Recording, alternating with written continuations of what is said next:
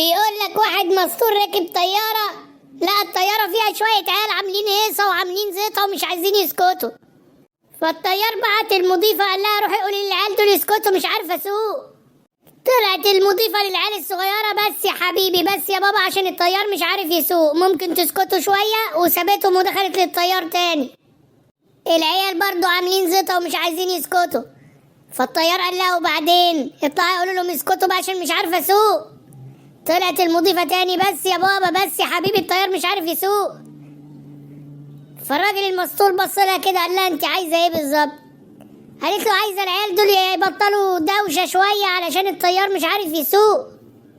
قال لها خلاص سيب العيال دول انا هعرف اسكتهم وروحي قولي للطيار سوق براحتك مش هتسمع صوت تاني. دخلت قالت للطيار خلاص في واحد بره قال لي مش هتسمعي صوت تاني للاولاد دول.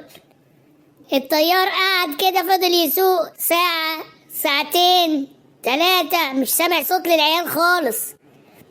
فقال للمضيفة اطلعي اسألي الراجل ده عمل فيهم ايه لا يكون ضربهم ولا حاجة. فالمضيفة طلعت سألت المسطول قالت له احنا مش سامعين صوت للأولاد.